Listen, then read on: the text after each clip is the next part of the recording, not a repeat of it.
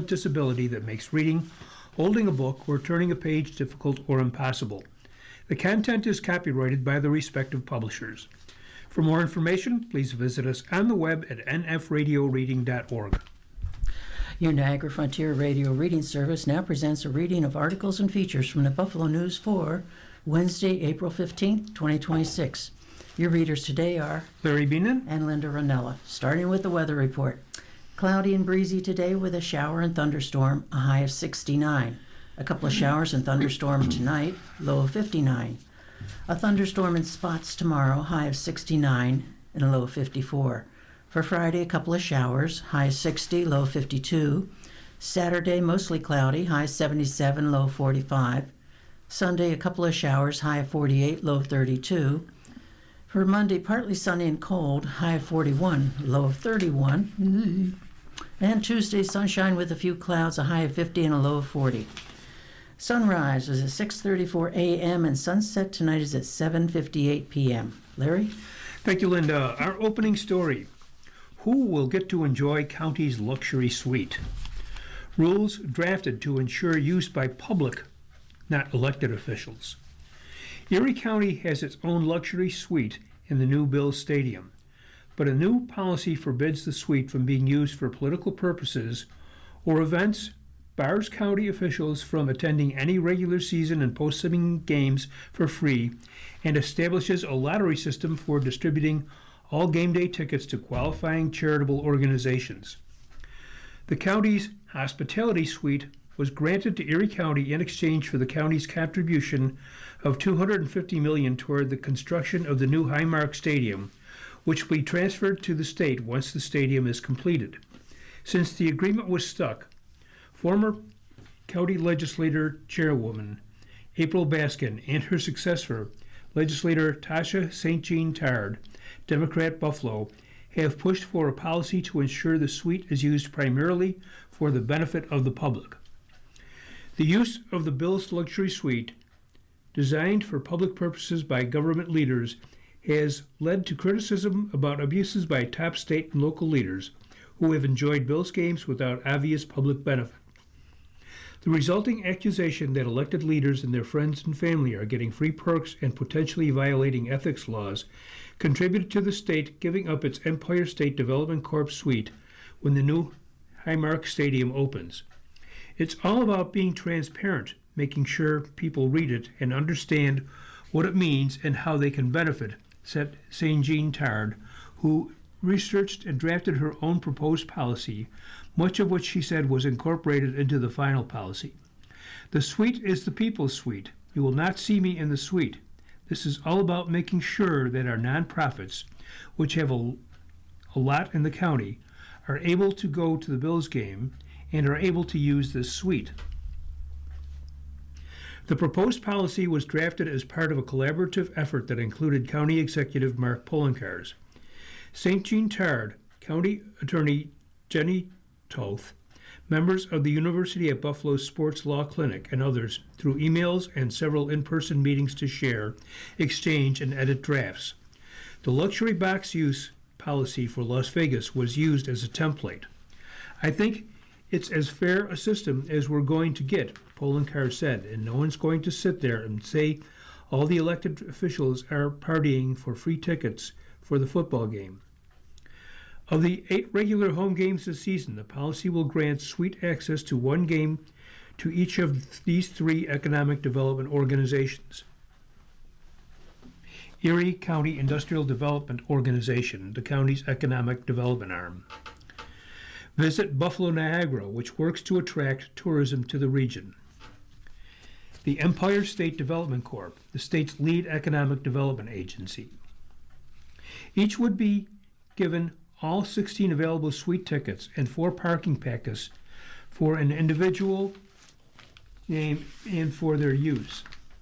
The remaining 5 games will be awarded by lottery to 10 eligible nonprofit organizations that are used or based in Erie County and serve county residents according to the policy.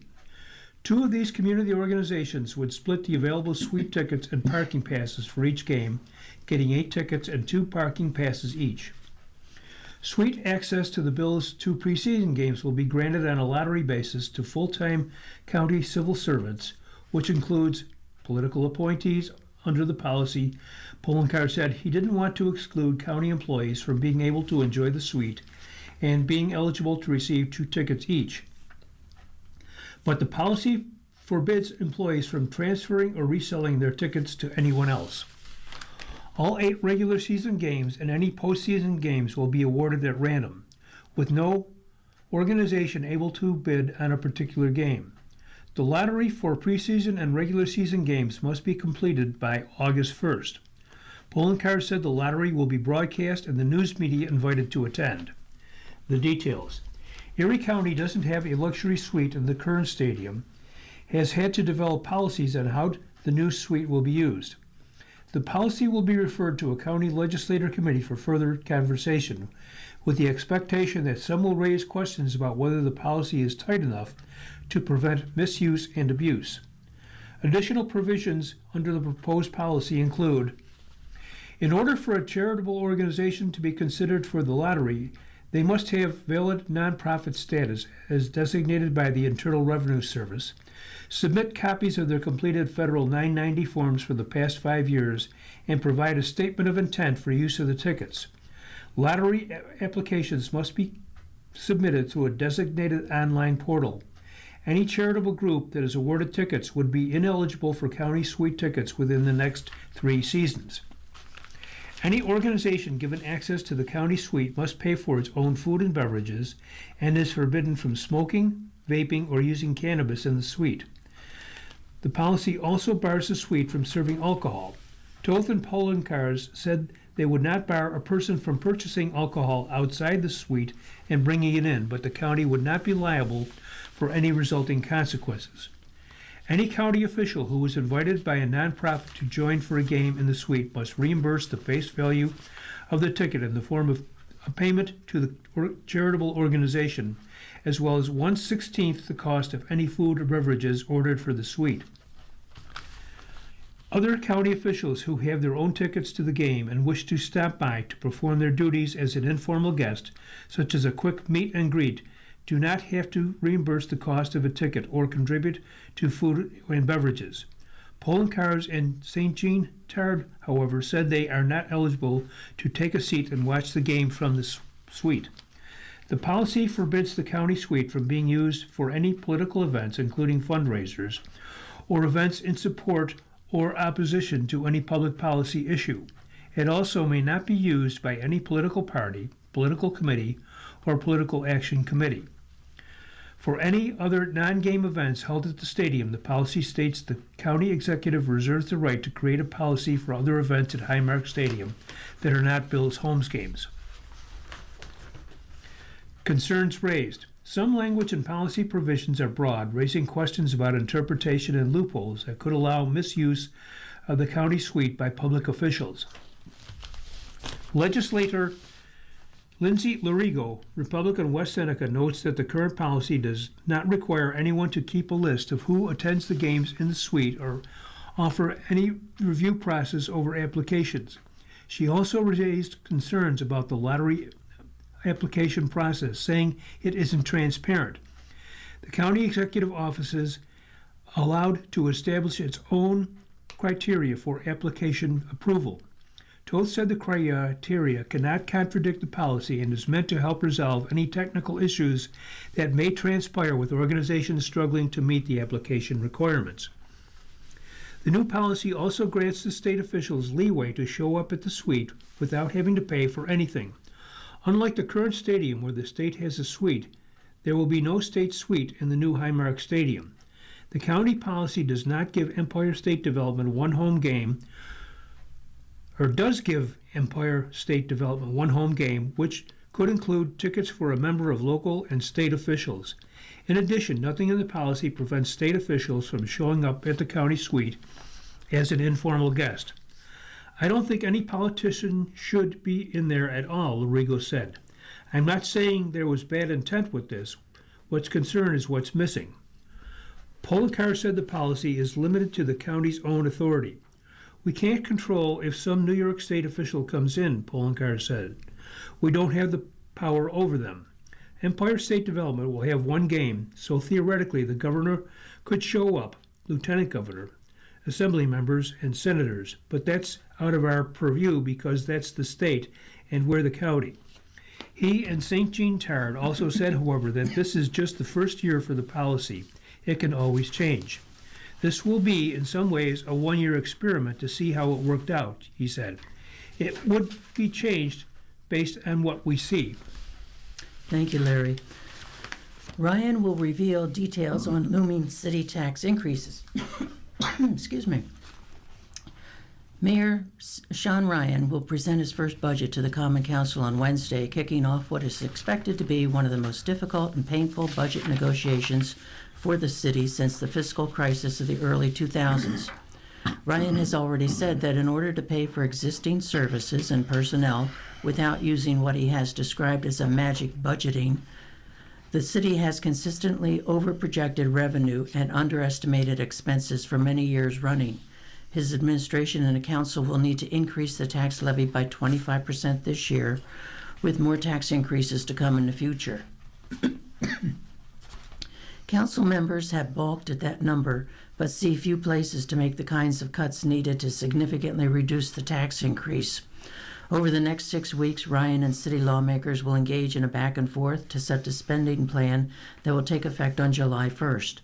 One thing is certain, taxes are going up. The question is, by how much? The process.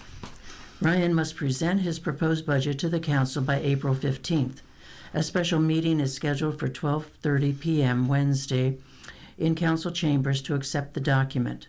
Council members will then hold a series of budget hearings during which they will review the spending plan with the department heads, asking questions about their decision-making process, at times line by line, on how the administration arrived at their projections.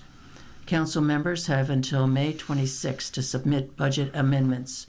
They can cut or move revenue included by the administration, but may not increase projected revenue lines.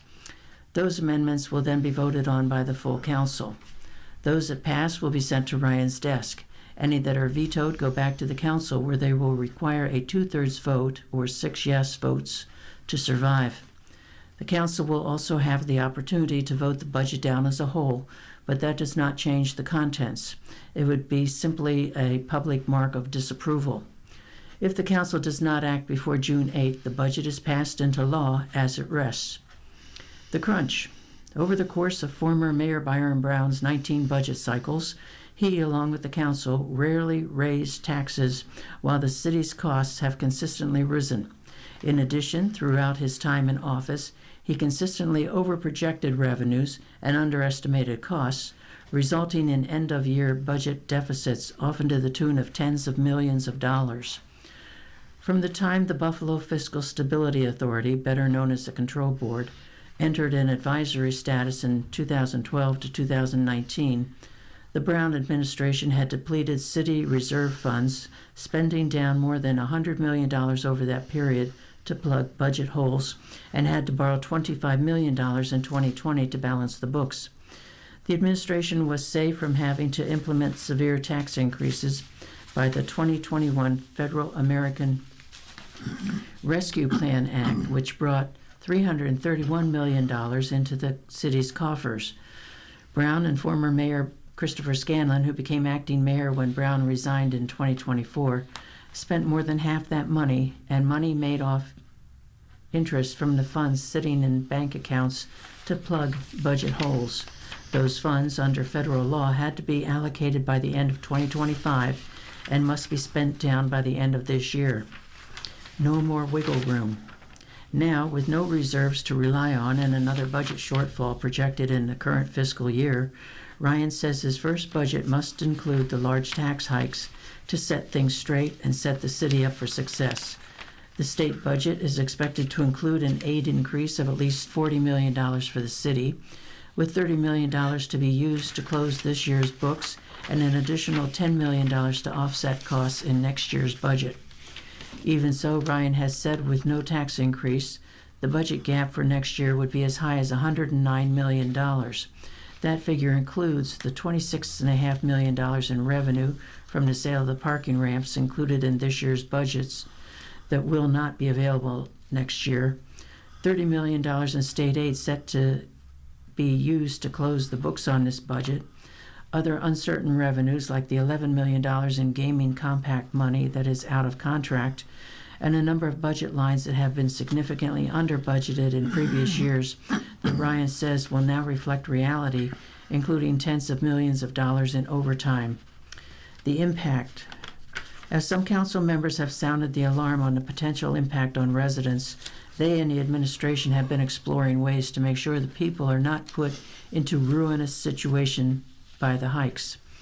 Some council members have said they want to see the administration make cuts to demonstrate they are willing to share in the pain with taxpayers.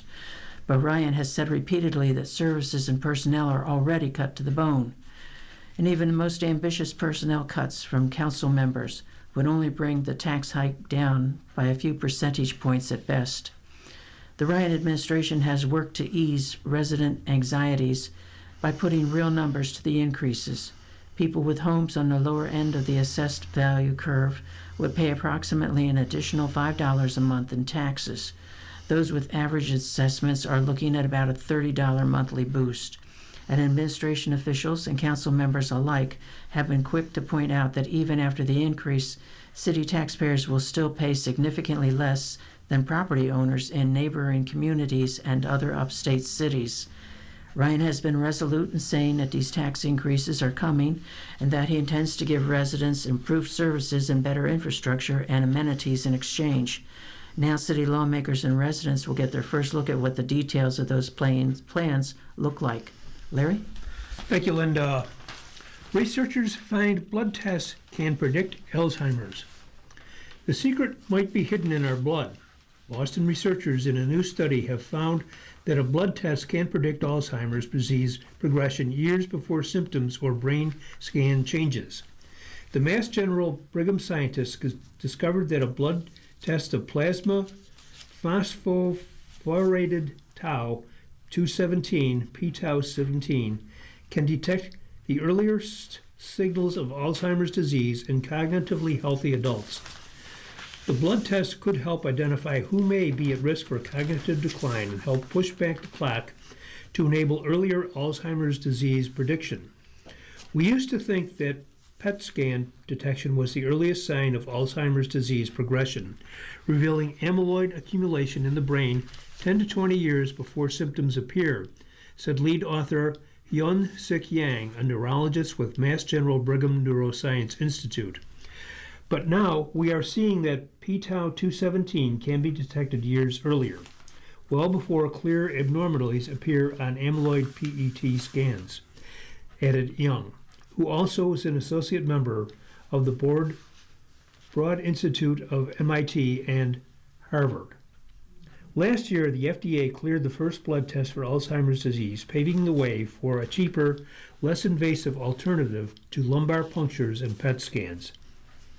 The new Mass General Brigham study adds important evidence about the predictive potential of these kinds of blood tests. This prospective cohort study followed 317 cognitively healthy older adults from the Harvard Aging Brain Study for an average of 8 years.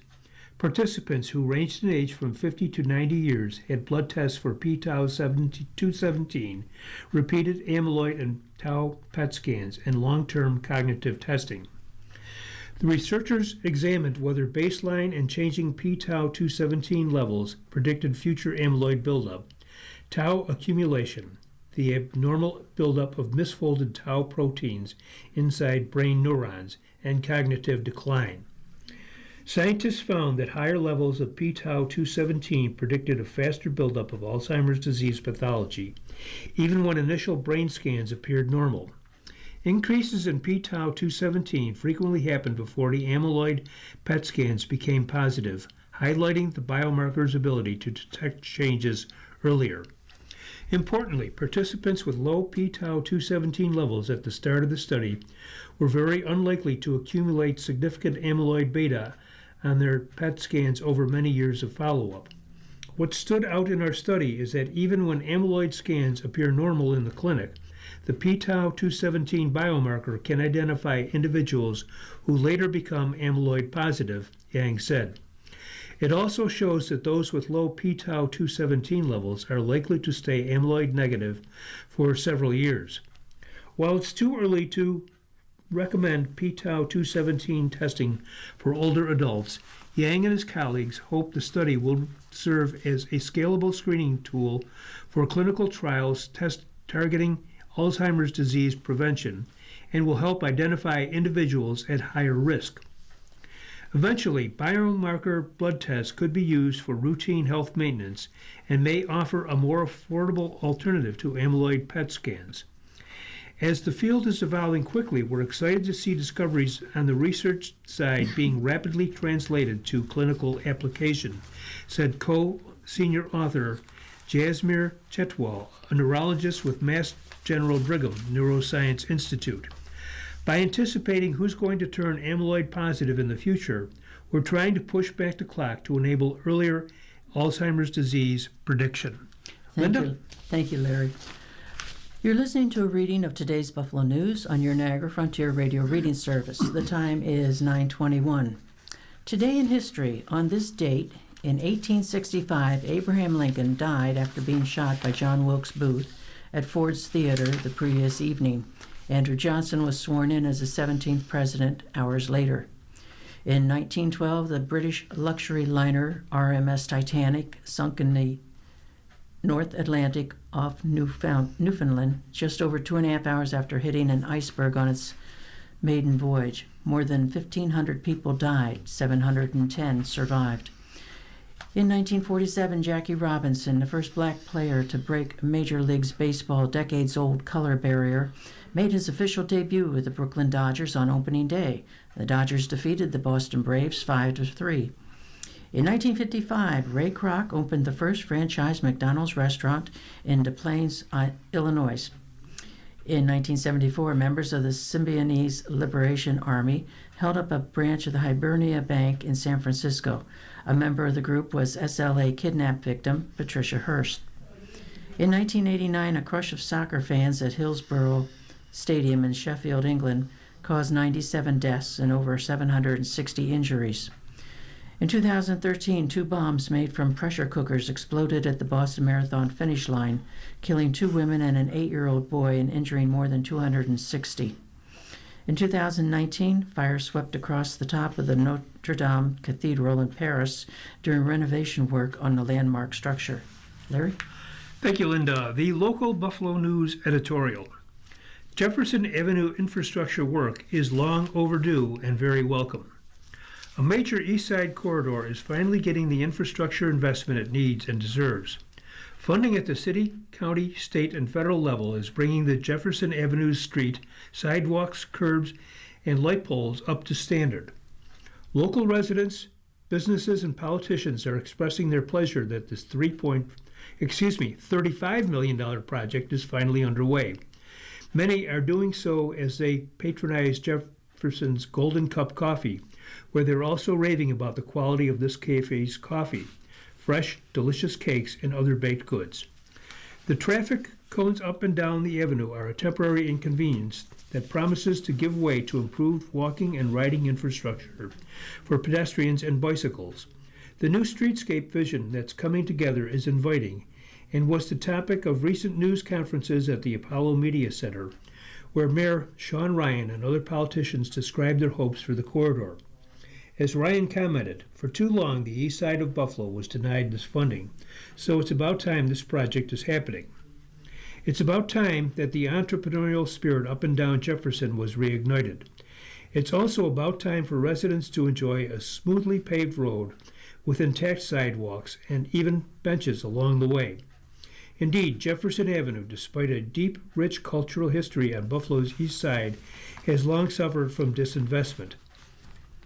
The first phase of the 2-phase infrastructure project should start to change that image and outcome. The Streetscape project was first announced a year ago under former Mayor Christopher Scanlon. It was supposed to start last summer, but the intense work is starting now, and as reported in the news, Sandra Tan, it will be a multi-year process. Erie County officials are considering more ways that county funding could be used to support the city's efforts to care for its own infrastructure, even though the county owns no city roads. The Jefferson Avenue project will start with sidewalk and curb improvements from Main to Best Streets, scheduled to be completed by this fall. It will be followed by work on the street itself. The second phase would cover similar improvements from Best to Swan Streets. On a funding level, this is a collaborative effort involving county, state, and federal dollars. Erie County legislators Tasha St. Jean Tard and Lawrence Dupree, whose districts cover parts of the east side, committed a combined $500,000. The money originates from the legislators' Urban Initiatives Fund, a discretionary pot of grant money for legislators to spend in support of city projects in Buffalo, Lackawanna, and the city of Tonawanda. Comptroller Kevin Hardwick, who pushed to establish the Urban Initiatives Fund years ago with former county legislator and chairwoman April Baskin, issued a new letter to the county legislator last week urging that the county hand over more of its surplus money from last year's budget to support city needs. Hardwick pointed to long-neglected needs in his request. Our cities could use additional unrestricted financial aid when you allocate the 2025 surplus. Residents and visitors will have to remain patient, but they should hold leaders responsible if progress stalls. The payoff matters. Jefferson Avenue is too important to the east side and the city as a whole to settle for anything less than a full revival. The project does not just represent improvement in concrete and curbs. It signals a renewed belief in the commercial corridor that is long overdue for attention. Linda? Thank you, Larry. The editorial cartoons, the first one is by Adam Zeigler of the Buffalo News. And let's see here. The title is Who Let the Dogs Out? And there's a doghouse, and out of the doghouse come these vicious-looking dogs with sharp teeth.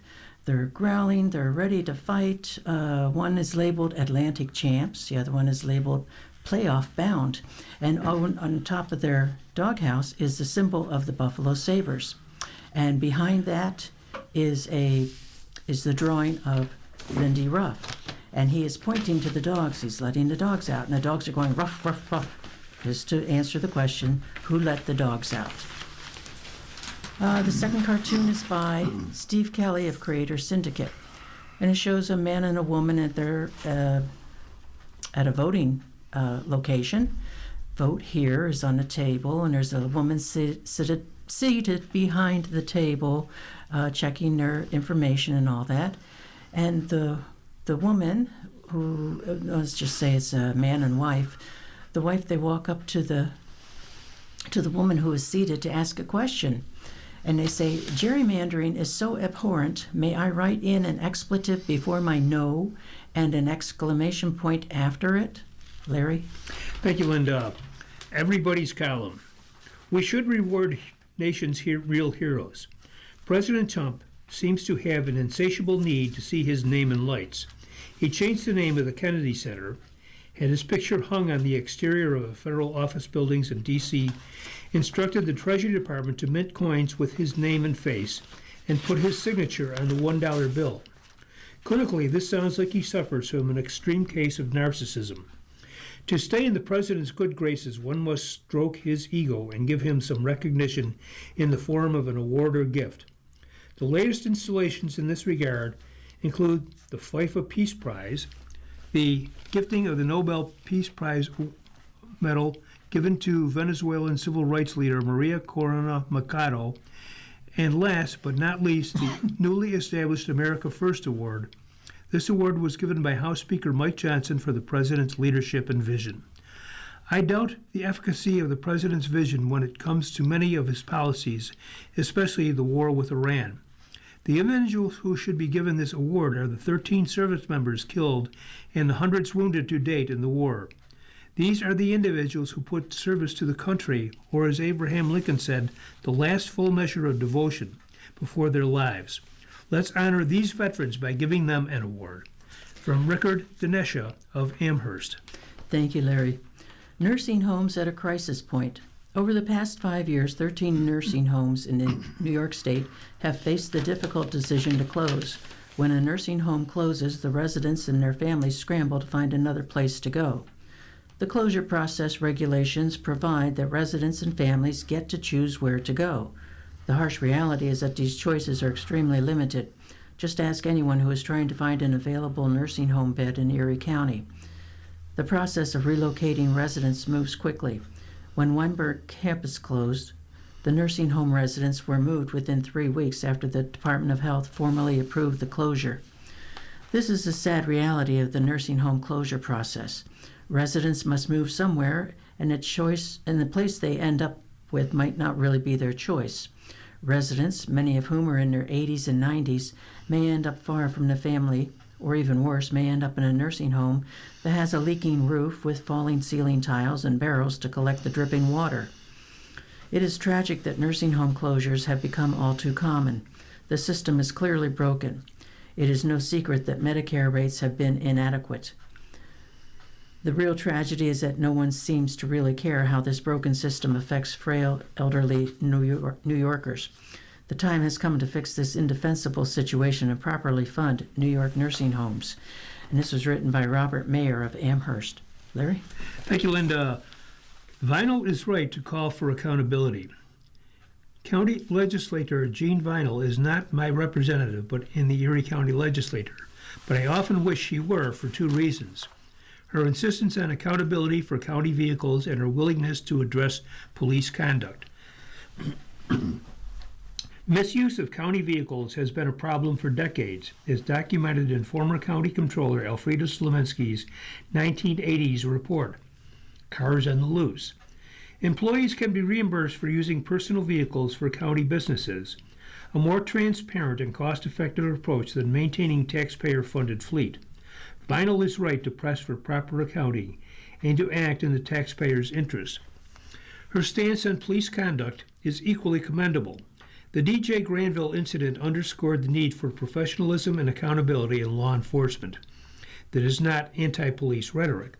It is pro-law enforcement advocating fairness, responsibility, and proper use of taxpayer resources.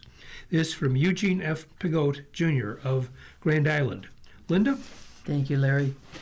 You're listening to a reading of today's Buffalo News on your Niagara Frontier Radio reading service. The time is 9:32. Some opinion columns. This one is Another Voice. It's about the cost of living. It is written by Cassandra Howell, who is CEO of New York City-based Public Health Solutions, and it is titled Pay Public Health Care Workers Fairly. New York's healthcare system is at a turning point for hospitals, for nonprofit providers, for patients, and especially for healthcare workers. Many New Yorkers who rely on the Affordable Care Act for insurance have seen a steep increase in their premiums, often forcing them to choose between vital necessities like buying groceries or paying for health insurance. At the same time, public health workers are stretched to a breaking point, having to contend with rising expenses but stagnant pay.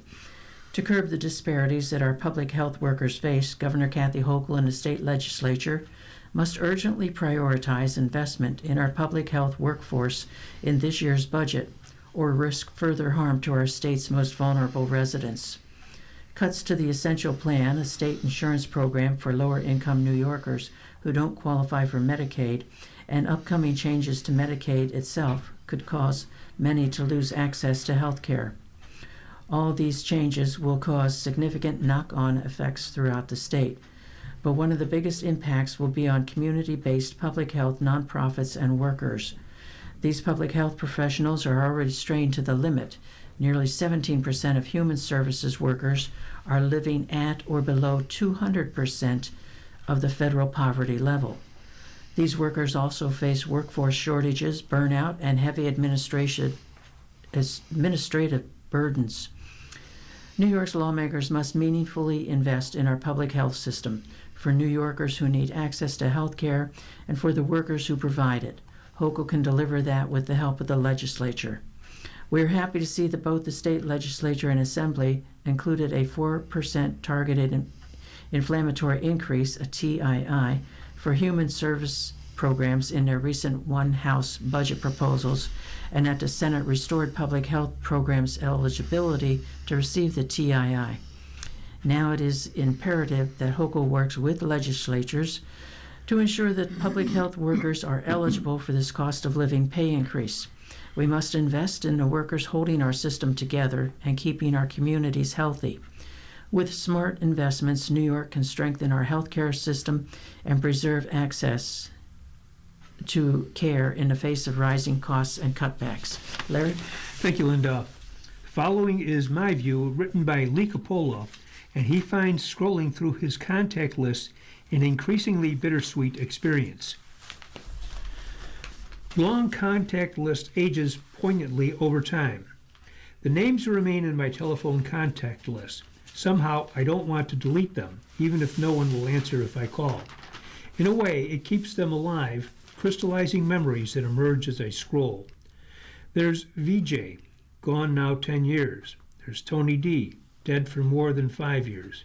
There's Mary Jane, his wife, who died soon after he did. There's Paul, gone 3 years. There's Mary Ann, who died a tragic death. And there's Angelo, one of my dearest friends who died 6 months after Marlene, his wife. Her numbers remain even though she never used it when alive. And now comes the latest. Duke, a friend for 72 years who will never again, as he always did, call me by my childhood nickname.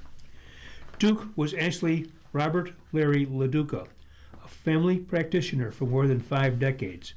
He was best man at my wedding. I was best man at his. I was godfather to one of his children. He was godfather to one of mine. We met in 6th grade when the nuns at Holy Angels School tapped us to help them distribute food baskets to the needy at Thanksgiving. Almost 3 hours into the task, our stomachs groaning while the nuns were away delivering basket, we looked at each other and wearily decided to rifle a pear and an apple from one of the remaining baskets. We thought for sure we were going to hell. Duke was a special kind of doctor, one who cared, one whose bedside manner buoyed his patients. When we were young and wondering what the future held for us, I asked him why he wanted to become a doctor. I want to take care of my friends and their families, he told me, and he did. My father was one of his patients. As he did for all his hospitalized patients, Duke made my father an early morning visit at Mercy Hospital, knowing my father detested hospital coffee.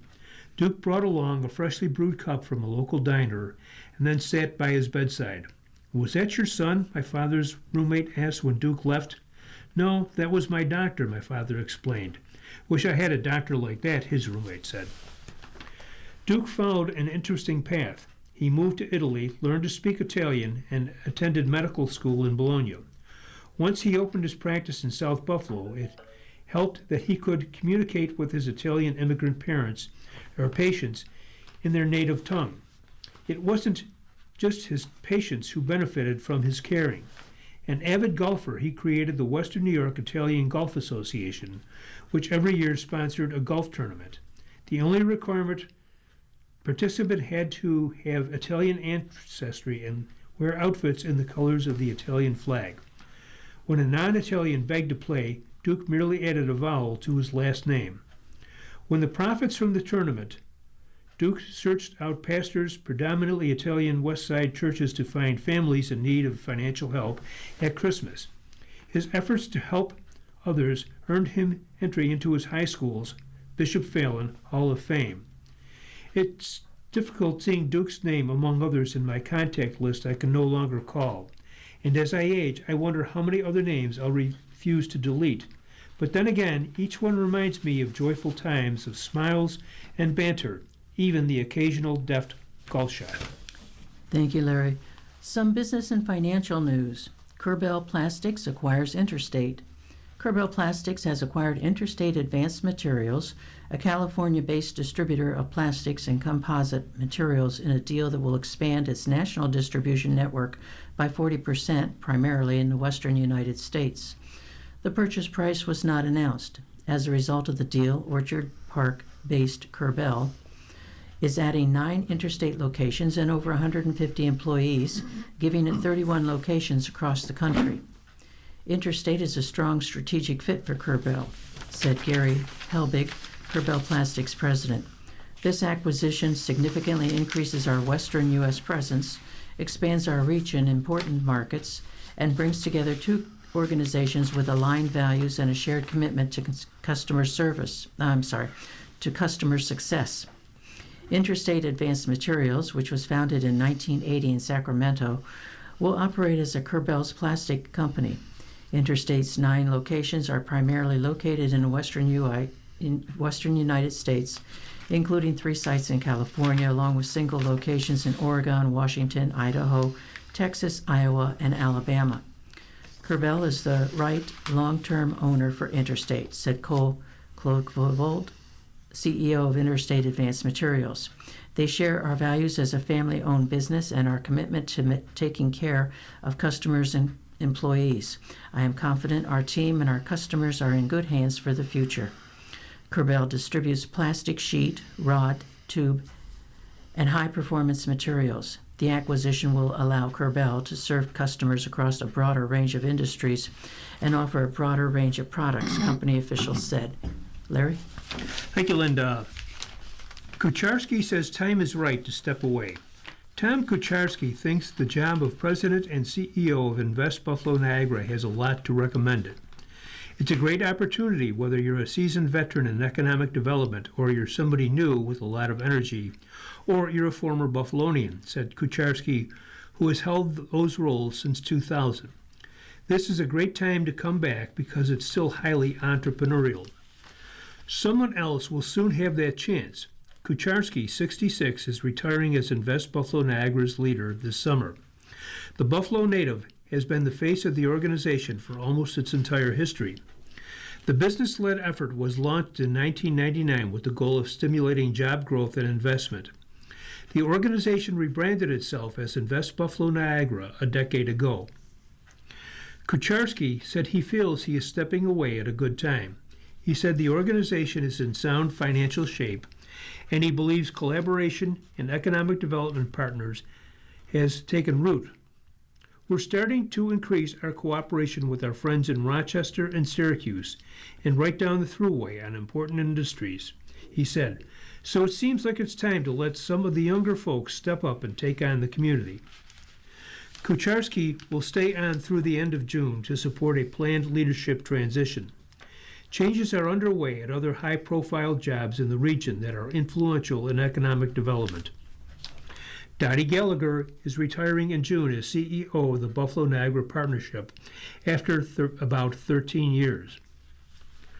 Buffalo Place Chairman Keith Belanger and Executive Director Mike Schmond both retired from their longtime roles. Satish Tripathi, President of the University of Buffalo, will step down in July. He has led UB since 2011. Kucharski said one of the more notable economic development efforts during his tenure was the collaboration that led to the construction of the office building that became home to Blue Cross Blue Shield of Western New York. That project, completed in 2007, demonstrated such a large-scale undertaking was possible in downtown Buffalo, he said. Ingram Michael began moving its local offices into the building on Monday, years after Highmark had moved out.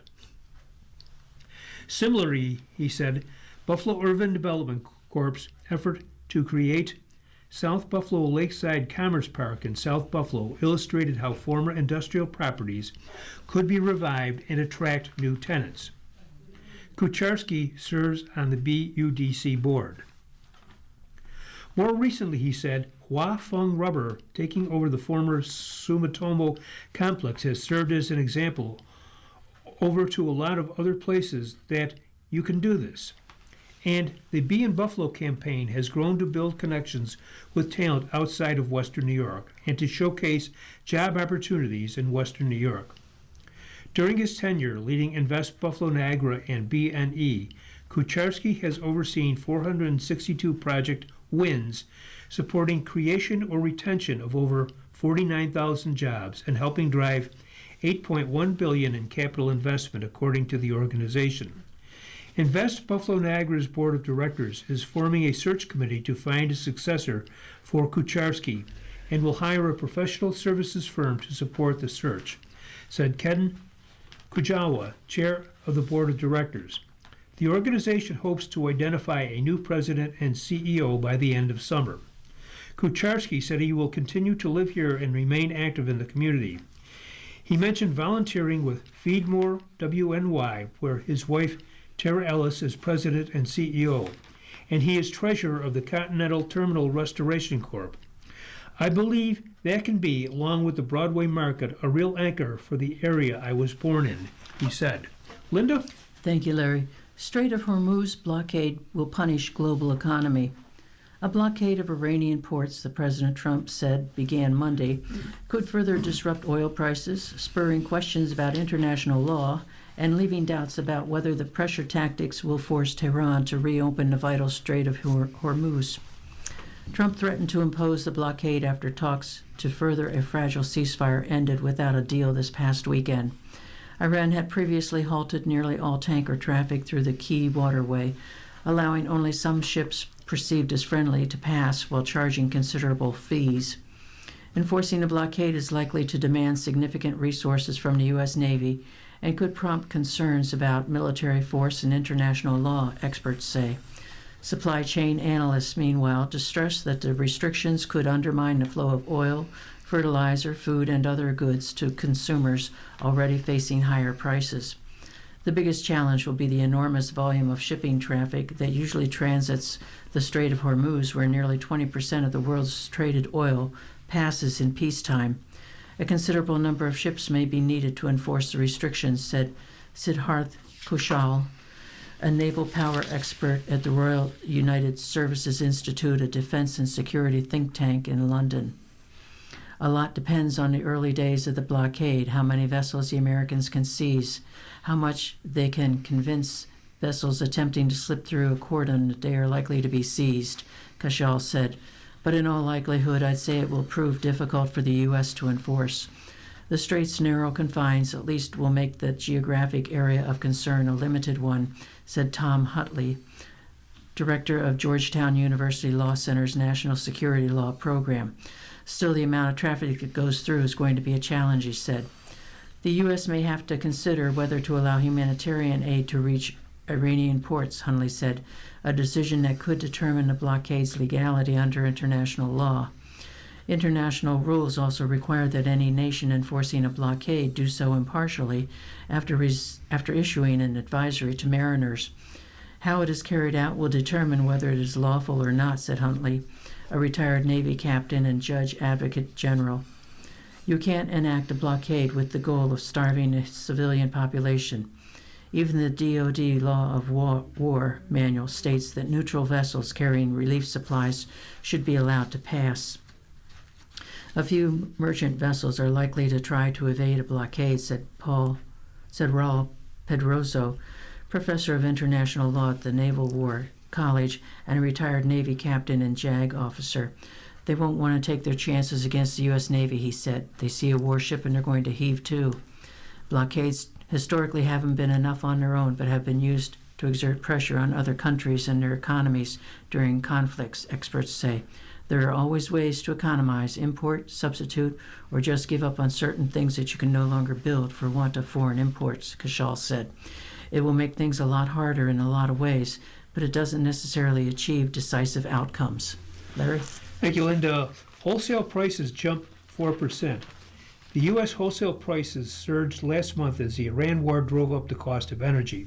The Labor Department reported Tuesday that its producer price index, which measures inflation before it hits consumers, rose 0.5% from February and 4% from March 2025.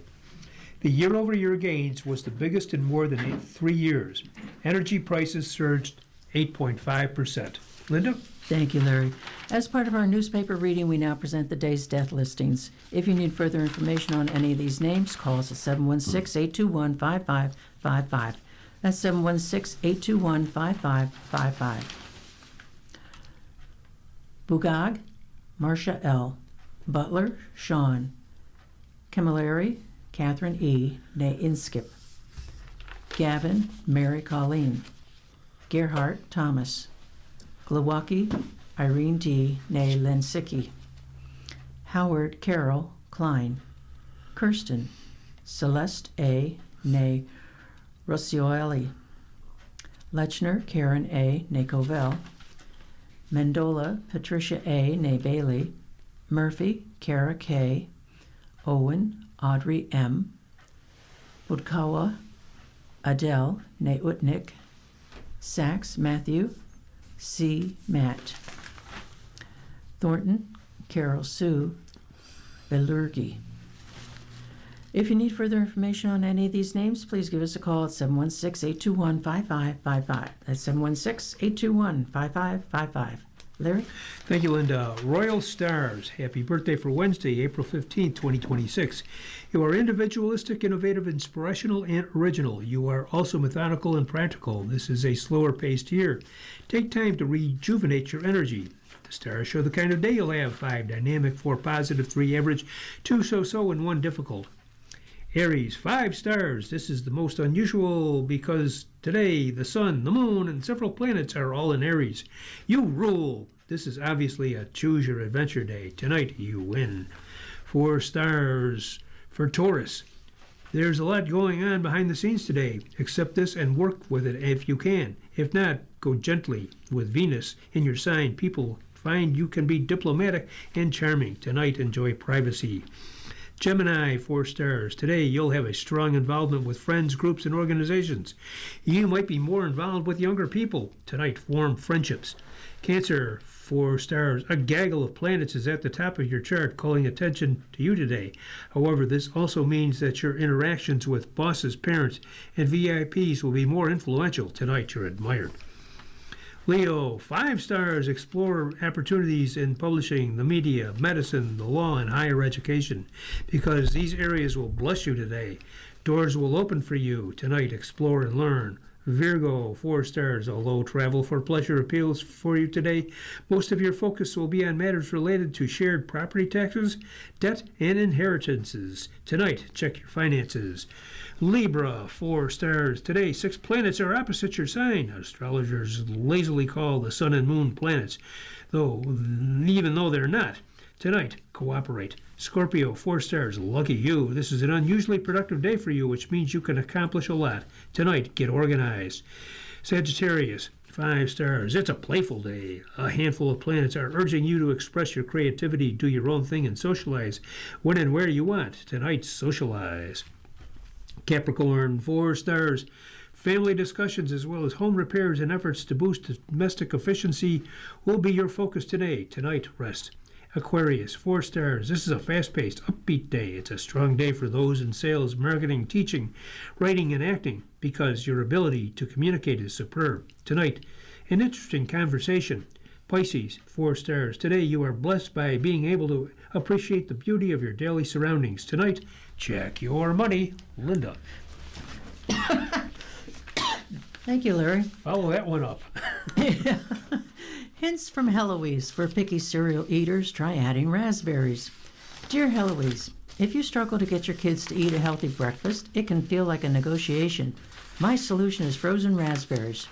Put a handful of fresh raspberries in the freezer the night before. Once they are frozen, they break into small, bright red pieces that almost look like candy, and kids treat them this way. Toss a few in a cereal bowl and watch. Kids go for them first every time. They taste sweet enough to pass as a treat, but you're quietly getting fiber, vitamin C, and antioxidants in a meal that usually has none of this.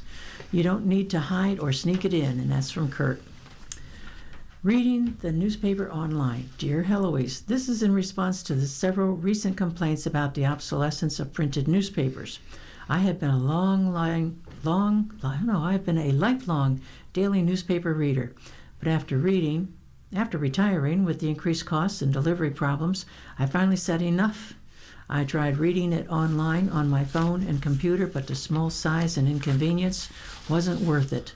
So for less than the cost of a 6-month subscription, I purchased an inexpensive, large 17-inch tablet.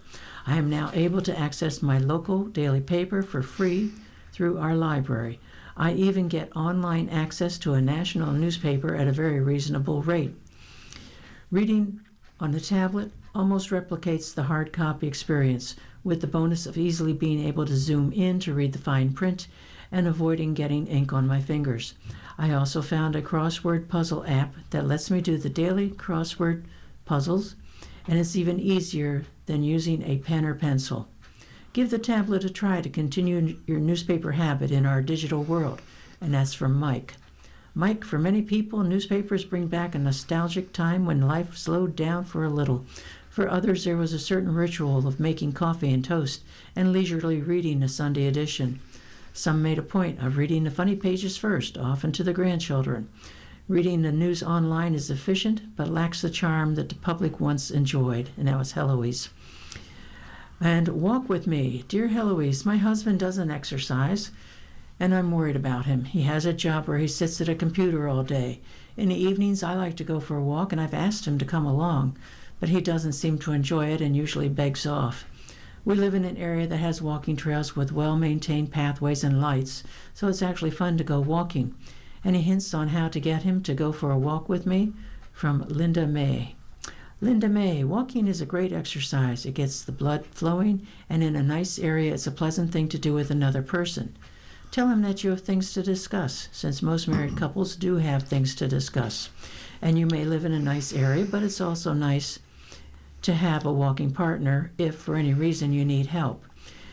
It's an activity that leads to better health, and good health is priceless. If he absolutely won't go, get a friend to go with you, but don't stop because of him. Maybe once he sees you in action with someone else, it'll rub off on him. And that's from Heloise. Larry? Thank you, Linda. From the Digest, business sentiment sinks to 11-month low. A U.S. small business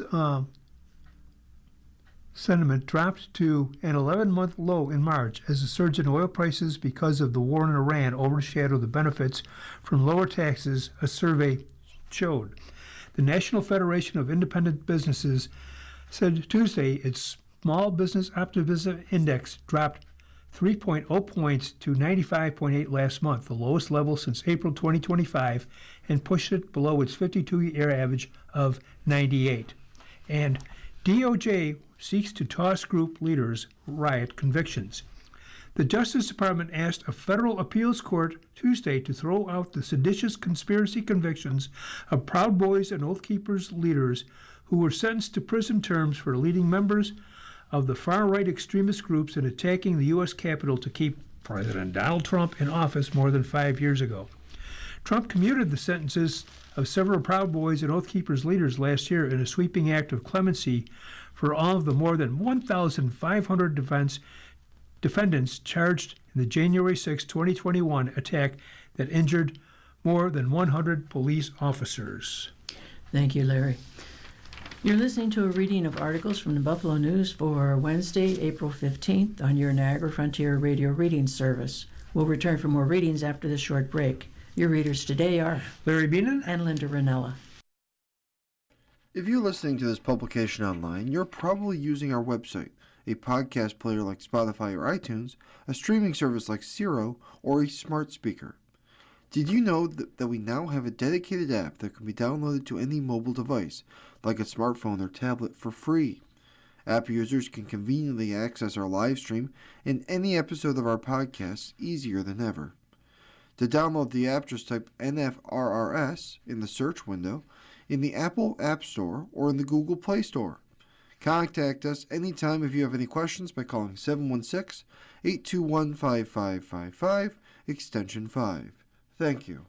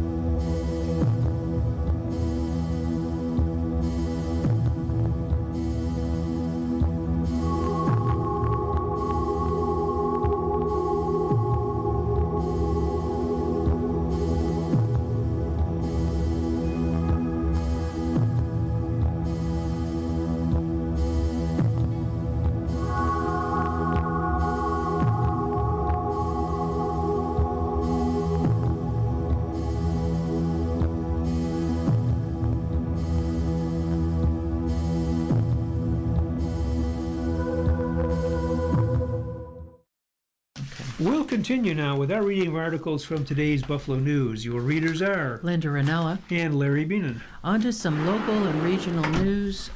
Two short news clips here, folks.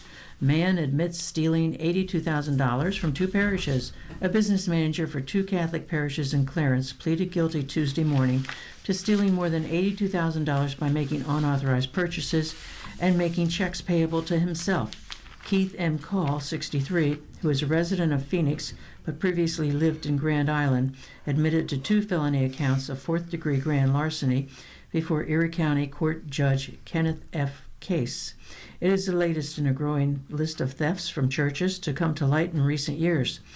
The larcenies by Call happened between May 24, 2024 and August 13, 2025 at St. Mary of Swarmsville Catholic Church on Transit Road, and between May 16th and August 20th on 2025 at Nativity of the Blessed Virgin Mary Catholic Church, 8500 Main Street, according to the Erie County District Attorney's Office.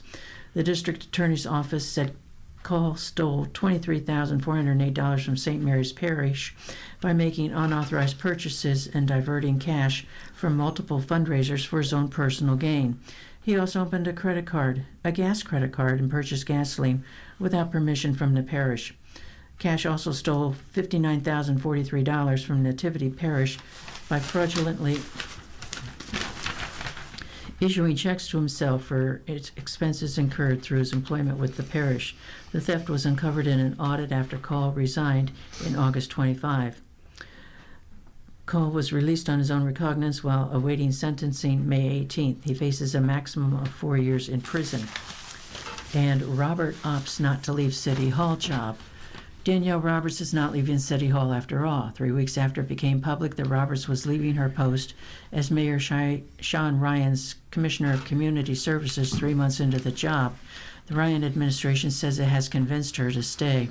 Ryan, in a written statement released by his press office, said she was brought back into the fold after continuing discussions since she submitted her letter of resignation. In the week since Danielle Roberts previously announced resignation, the administration remained in contact with Ms. Roberts and made clear that we valued her leadership and the work she had already done for the city, Ryan said. Roberts had been working at City Hall and had stayed on with YMCA Buffalo Niagara, where she was a vice president of development and government relations, under an agreement with the Ryan administration to allow her to tie up loose ends there. But Roberts decided to leave City Hall in March. Going forward, she will be working in her city role only, according to the release. We are pleased that the city will once again benefit from her expertise in youth programming, senior services, and facilities management, and we look forward to continuing the progress made under her leadership, Ryan said. Larry? Thank you, Linda. Hochul sees nothing sinister in replacing Peoples-Stokes. Governor Kathy Hochul on Tuesday strongly defended the election law process used to replace outgoing Assembly Majority Leader Crystal Peoples-Stokes on the Democratic ticket, in the face of critics' allegations that the system deprives voters of a chance to select a replacement. I don't know that this is some sort of conspiracy to do something untoward, Hochul told reporters during an event in Troy to promote her budget plan to ease restrictions on the state's environmental review laws. She's following the laws. This is how it is. Peoples-Stokes, Democrat Buffalo, who has represented the 141st Assembly District since the start of 2003 and served as a majority leader since 2018, announced April 8th that she would not seek re-election. The timing allowed Peoples-Stokes to decline the petitions she obtained and get on this year's ballot, and left no time for other Democratic candidates to submit petitions to run for the seat. Under state election law, a committee to appoint vacancies, comprised of at least 3 registered members of the candidate's party, selects the replacement for the person no longer running on Sunday. Senator Jeremy Zellner, Democrat Tonawanda, the chair of the Erie County Democratic Committee, announced that the committee chose Common Council Majority Leader Leah Halton Pope, who previously served as the chief of staff to Peoples-Stokes, as the candidate. On Tuesday, the Buffalo-born Hochul said she understood Peoples-Stokes planned to run for re-election before deciding not to. Peoples-Stokes, 74, who was expected to undergo surgery this week, cited her health and a desire to spend more time with her family as reasons for change in plans. Her decision came in a week when at least two other state legislators, Senator Jack Martins, a Niagara County Republican, and Assemblymember Jeff Callahan, an Ontario County Republican, announced they would not seek re-election after the deadlines to submit petitions passed. Asked if she saw a problem with the system overall, Hochul said no. "I think the process is what it is," the governor said. "You can always point out examples, but the vast majority of time, the system is such that candidates plan to run. They plan to stay. They petition to get on the ballot. And again, if something unforeseen happens, there is a mechanism that's been in place, the Committee on Vacancies." Hochul added, "I'm not concluding that there's something sinister about a process that's been in place for a while." In January, Assembly member Jonathan Rivera, Democrat Buffalo, said Hochul had delivered an injustice to a fair and open democratic process when she scheduled a special election a month later to replace now Mayor Sean Ryan in the Senate. Zellner won the nomination and the seat. The two candidates will face each other in the June primary. On Tuesday, Zellner defended the way Halton Pope was chosen. "There has to be a clear process when a candidate drops out after petitions are filed," Zellner said in a statement. "The current New York State system provides that process for both Republicans and Democrats and allows elections to move forward in a fair and orderly way. Any qualified person can still run for office under state law, and voters ultimately decide the outcome at the ballot box." Paul Wolf, a Western New York attorney and former longtime president of the New York Coalition for Open Government, said the state election law needs to change to keep party leaders from picking candidates. He said any time that a vacancy opens up in a state office, an election should be held to allow interested candidates the chance to run and to allow the voters to decide who to represent them. "What we have today is a process that is completely controlled by political party bosses, and apparently the governor is okay with that," Wolf said Tuesday. While the governor focuses on threats to democracy in Washington, she is doing nothing to address how political party bosses are subverting democracy in New York State. Blair Horner, a longtime government Albany watchdog, minced few words. "Replacing elected officials should be left to the voters, not the party bosses," he said. Among active registered voters in Pupil-Stokes District, Democrats outnumber Republicans 49,841 to 4,774. Another 534 voters belong to the Working Families Party, 408 are conservatives, and another 15,689 are listed as blank or other, according to the State Board of Elections data as of February 20th. Asked if she was concerned about removing choices for voters at a time when Democrats, including Hochul, have expressed fears of voter suppression, Hochul maintained her position. "The last I checked, there is still a November election," she said. "I'll tell you right now," Hochul said, "given the fears I have and the threats out of Washington, this state is going to be aggressive in making sure there is nothing that interferes with our ability to have a fair and free election this November." James Payne, a Buffalo educator and activist who briefly ran for mayor last year as a Democrat, took issue with Hochul's position.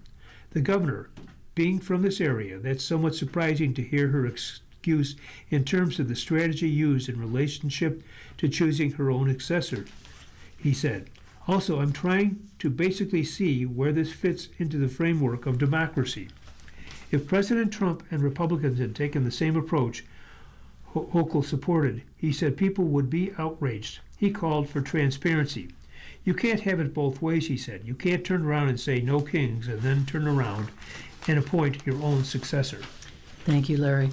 Sabres open online store. The Buffalo Sabres are opening an online store just in time for the playoffs. The Sabres' new online store will give fans the option of shopping from their computer or electronic device for licensed NHL playoff merchandise. The timing is uncanny. It coincides with the team winning the Atlantic Division title, securing a second-best record in the Eastern Conference, and ending a 14-year playoff drought. The NHL playoffs start this weekend with the Sabres facing either the Buffalo Bruins or the Ottawa Senators.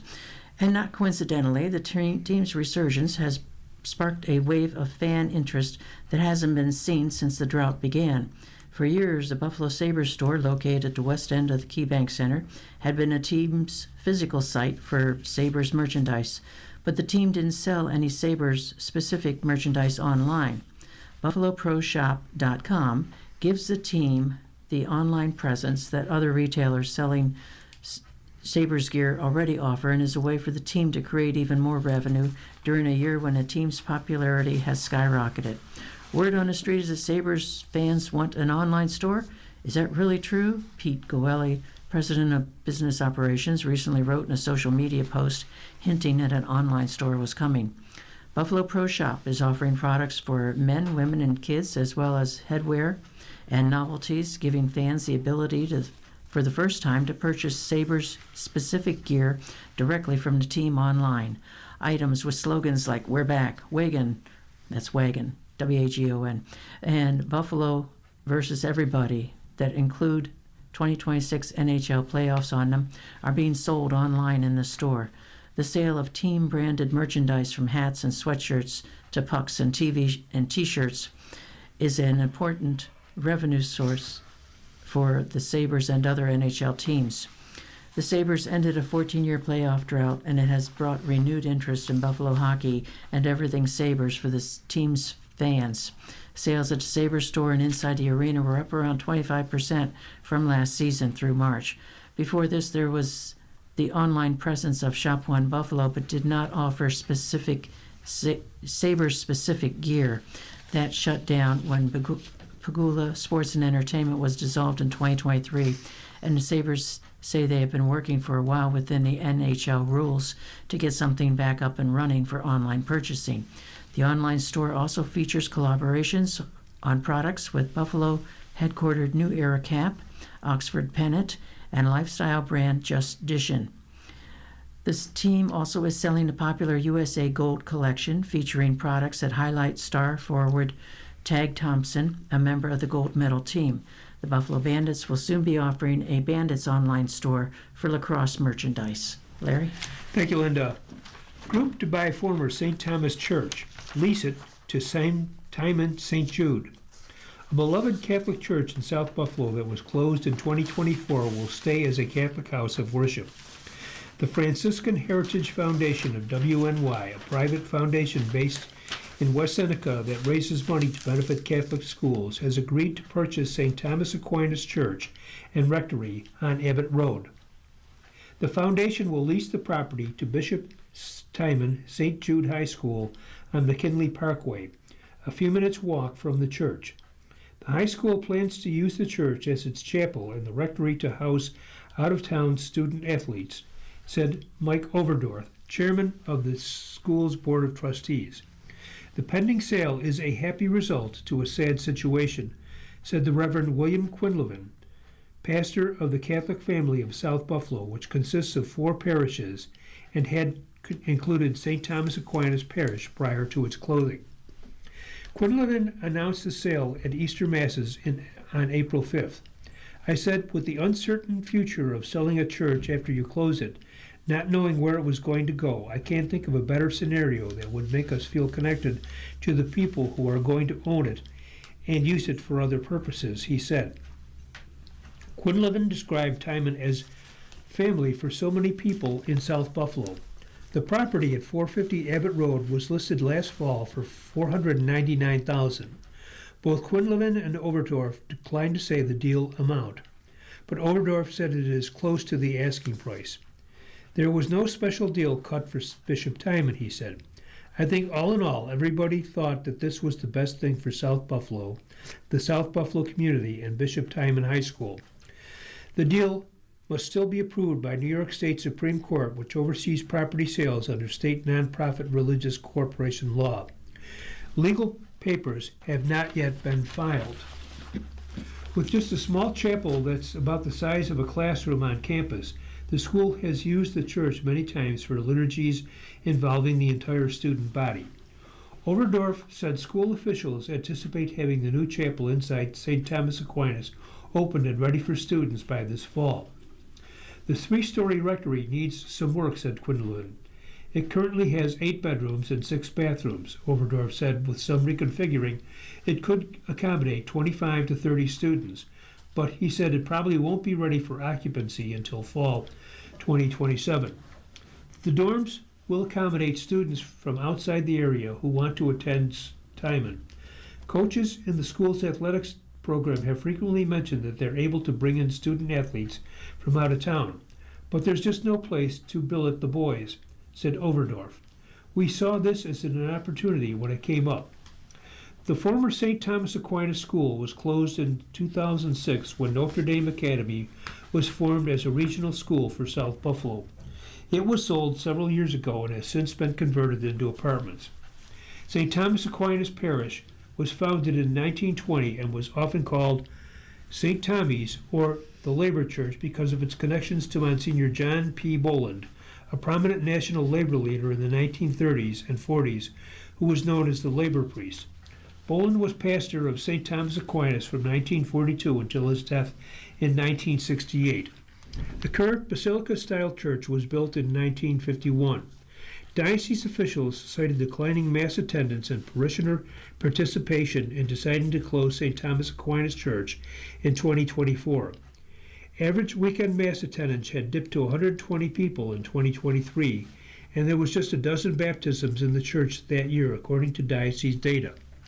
With about 285 students, Bishop Timon St. Jude is the smallest of 4 private Catholic high schools for boys in Erie County, according to State Education Department data. Bishop Timon St. Jude currently operates independently of the Buffalo Diocese, but as a former diocesan high school, its school building is still owned by the diocese. The high school has a long-term lease with the diocese for $1 per year and is required to do its own upkeep and improvements. 4 other former diocesan high schools that are still active, St. Mary's in Lancaster, Cardinal O'Hare in the town of Tonawanda, Notre Dame in Batavia, and Archbishop Walsh in Olean, also didn't take ownership of their properties after going independent and were in a similar situation. The diocese, which is in Chapter 11 bankruptcy proceedings, is under pressure to monetize its assets to repay creditors, including property. Already it has sold the former campus of Walsh High School, which is relocated to another property. It is still unclear what will happen with the other high schools, including Timon. One possibility is that they stay where they are and take out loans against the appraised value of the property, with the loan proceeds going toward a $150 million payment from the Catholic institutions in Western New York toward a settlement trust for child sex abuse claimants. Overdorf said Timon officials are not currently involved in any negotiations with the diocese or anyone else about its school building at 601 McKinley Parkway. Linda? Thank you, Larry. You're listening to a reading of today's Buffalo News on your Niagara Frontier Radio reading service. The time is 10:18. On to some sports. Okay, this is all about the girls here. UB Smithson makes a name for herself on a national level. Runners have not learned to stop attempting to steal bases against UB Bulls catcher Bella Smithson. Smithson, a sophomore, has thrown out 18 runners, which led the Nation and Mid-American Conference through Sunday. Lafayette's Maggie Klong has caught 17 stealing. Smithson's 9 home runs leads Buffalo. She's batting .336 with 41 hits and 38 RBIs. As a freshman, Smithson averaged .292 at the plate with 40 hits and 5 homers. UB outfielder Regan Terwiller is also one of the nation's leader in a statistical category. The juniors' .90 stolen base percentage, 24 of 25, is best in the MAC and 8th in the country. Terwilliger's 53 hits are 3rd in the conference, and she's batting .398 with 19 RBIs. Sophomore Nicole Allen's 59 hits ranks 2nd in the MAC. A Stony Brook transfer from the Rochester suburb of Penfield, Allen's total hits rank 34th in the country. She's batting .404 and 25 RBIs this season. Coach Chelsea Plimpton's Bulls host Lemoyne in a doubleheader beginning at 1:30 Wednesday at Nan Harvey Field. After losing its first 22 games, Niagara's softball team defeated Youngstown State 10-2 on April 7th in Youngstown, Ohio. Pitcher Abby Steen won in the circle, which was the first win over coach Paul Gray. Cheektowaga's Haley Sinone and Sophia Marrero each had 2 hits and 3 RBIs. And LAX Niagara is chasing the title. Niagara's Bianca McGrain scored the game-winning goal of the Purple Eagles' 10-9 overtime win over Marist Saturday in Poughkeepsie to stay in contention in the conference regular season title. Larry? Thank you, Linda. Turning to hockey. Sabres setting their playoff sights high. Team says we're not done, with opponent to be determined. And there is a game tonight, the final game of the season, and it's at KeyBank Center at 7 p.m., and it's against the Dallas Stars. Chicago, the Buffalo Sabres considered where they were at a little more than 6 months ago at the start of the 2025 season. Making the playoffs seemed a pipe dream. The idea of earning home ice, a faint glimmer on the horizon. Winning the Atlantic Division Championship, about as likely as a snowstorm in Erie County in August. None of it was impossible for the Sabres, who held on to all those thoughts and ideas of making the playoffs. Those turned into goals as the season progressed. Then the goals turned into a reality Monday night at the conclusion of a 5-1 win against the Chicago Blackhawks at United Center. The newly crowned Atlantic Division champions enjoyed their 50th win of the season and fully looked forward to something no Sabres team has had a chance to relish since 2011, the Stanley Cup playoffs. The cheers of "Let's go Buffalo" and exclamations "It's been 15 years" echoed through the upper tiers of United Center as the Sabres raised their sticks and hugged one another as they headed off the ice. The shouts above the blast of country music being played in the locker were raucous. A few beers flowed. The smiles were wide. Probably as wide as when Thomas Vanek and Jason Pominville helped the Sabres win the Northeast Division title in the spring of 2010, the last time the Sabres won a division title. "We've been through a lot," said Tage Thompson, who scored 2 goals against the Blackhawks. "It's my 8th year with the Sabres and a lot of years of adversity, a lot of challenges, and I think that journey makes the destination feel that much better. The exciting part is that it's not the final destination for us. It's, in a sense, just the start." The Stanley Cup playoffs begin Saturday, and the Sabres will open their first-round series either Saturday or Sunday. The Sabres earned home ice at KeyBank Center in the first 2 rounds of the playoffs and locked up their first Atlantic Division title. The Sabres also won their 4th game in a row and handed the Blackhawks their 9th loss in the last 10 games. To get to that division title, the Sabres needed to beat the Blackhawks in regulation Monday night. Tied 1-1 at the second period, the Sabres outshot the Blackhawks 5-0 in the first 5 minutes of the second, and Thompson gave the Sabres a 2-1 lead on the Sabres' 10th shot on goal of the period, beating goalie Spencer Knight at 13 minutes. Less than 5 minutes into the third, the Sabres killed off a 5-on-3 opportunity for the Blackhawks penalties after Jason Zucker was called for cross-checking at 2:02 and the Sabres were called for a bench minor at 2:49 for too many men on the ice, served by Jack Quinn. 49 seconds after the second penalty, Alex Tuck made it 3-1 at 5:03 of the third, the first of 3 third-period goals for the Sabres.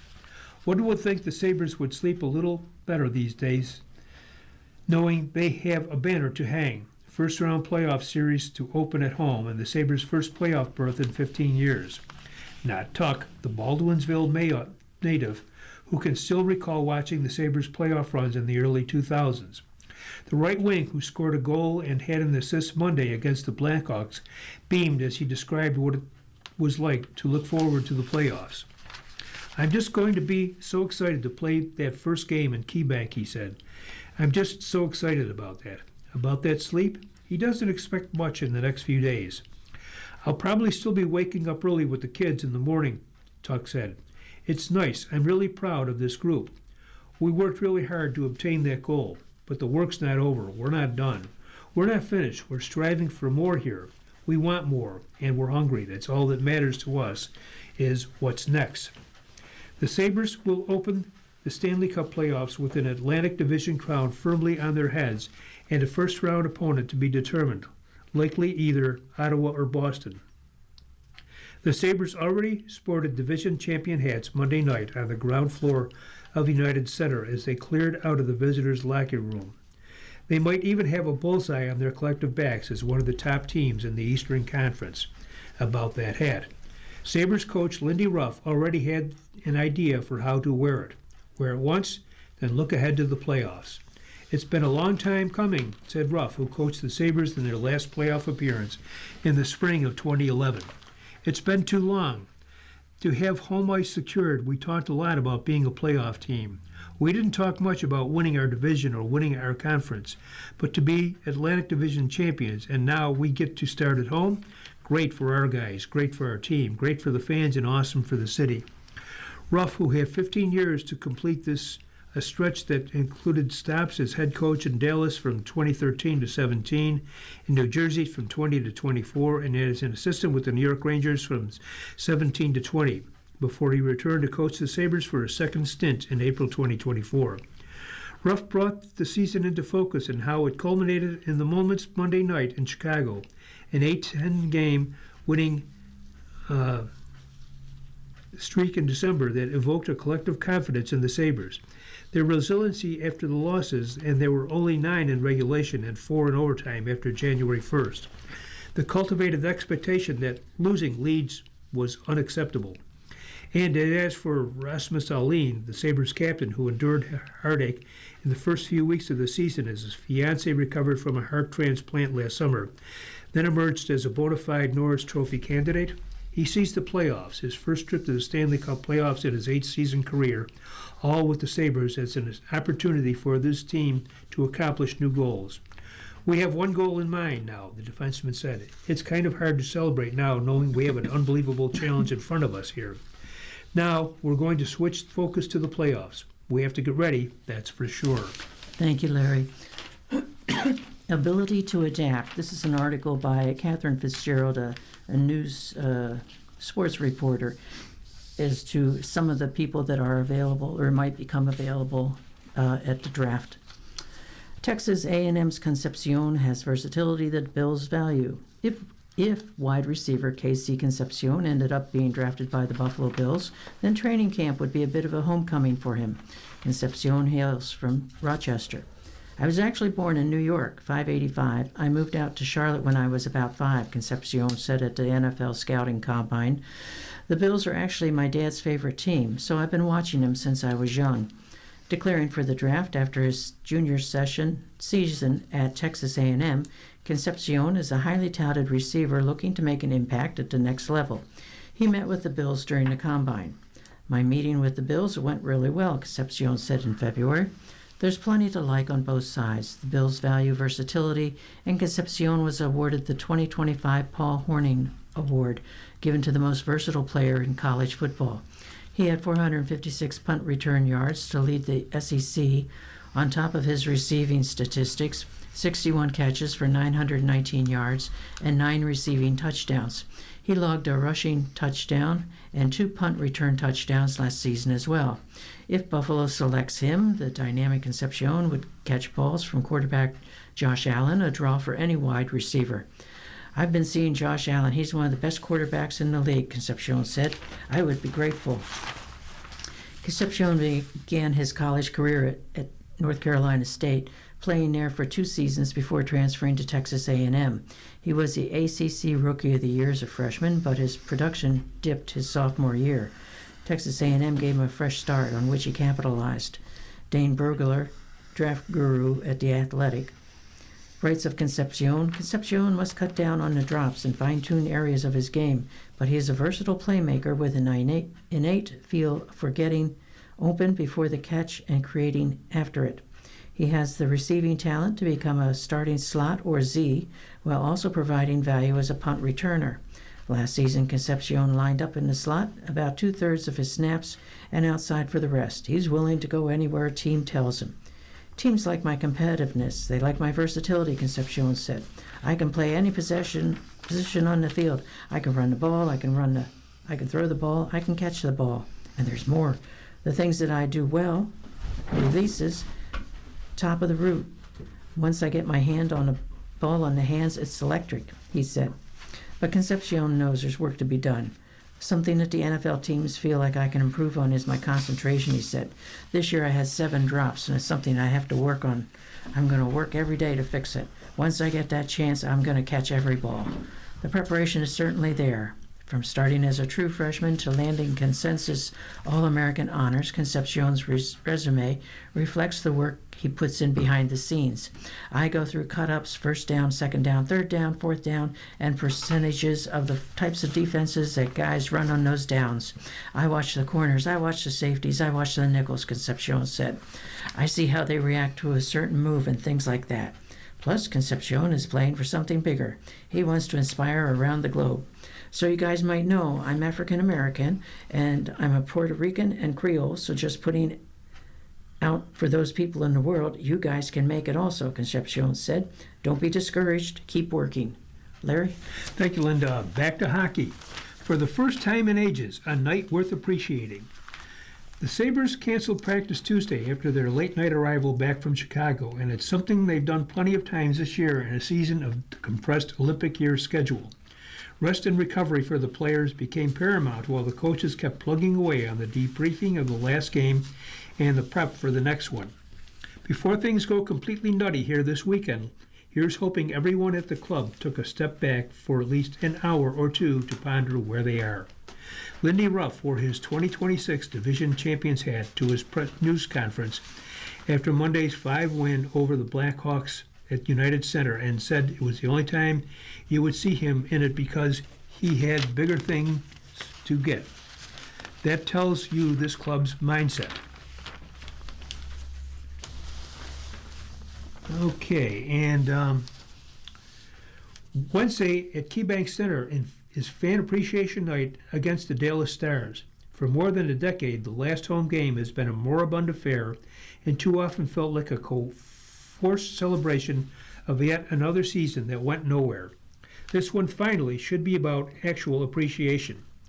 The organization and the players have really come to appreciate the fans, something that has not always been true in recent years.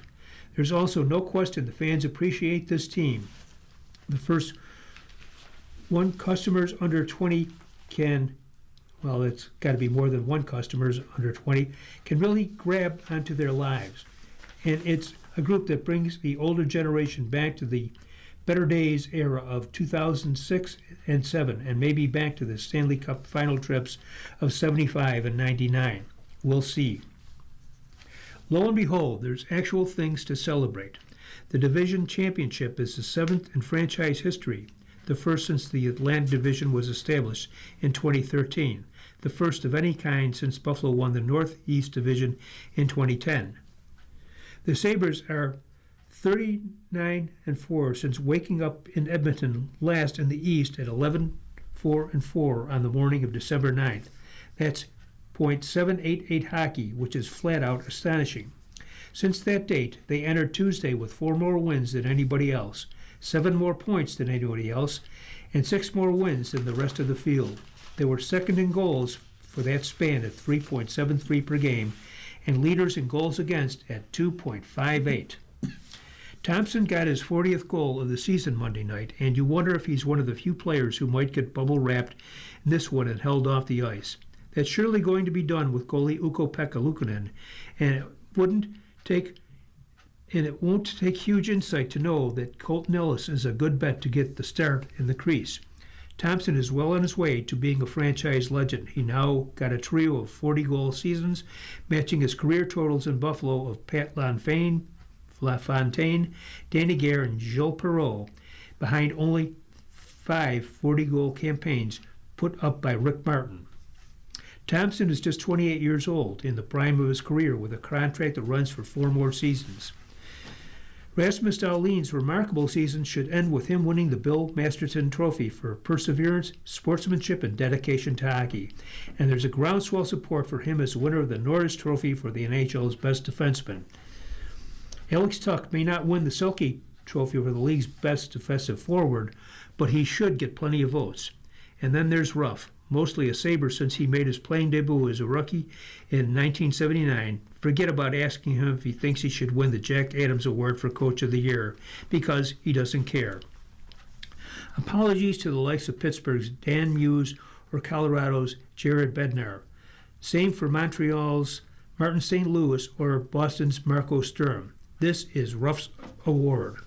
One other note on the standings: if the Sabres win Wednesday night's game in regulation, they would pass the Stars on the regulation wins tiebreaker and claim the third overall in the NHL standings. Thank you, Larry.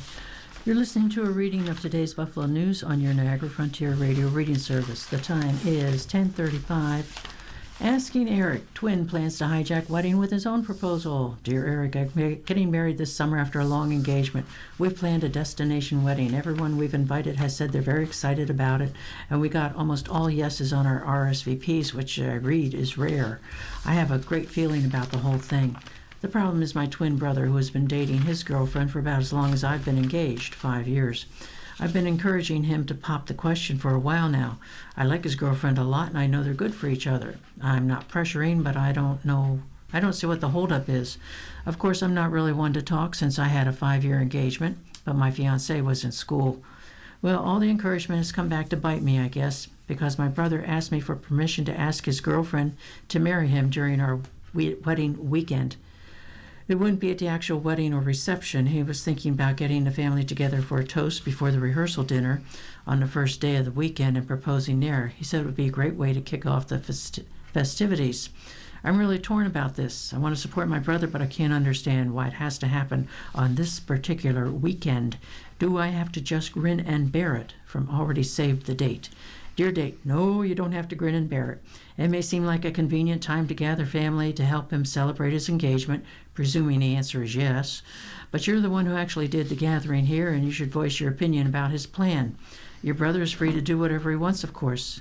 But if you're uncomfortable with him proposing minutes before your rehearsal dinner, you should tell him that and ask him to find another time to propose. The plan doesn't seem so foolproof to me anyways. What are the guests who only know your fiancé supposed to do during this toast, for instance?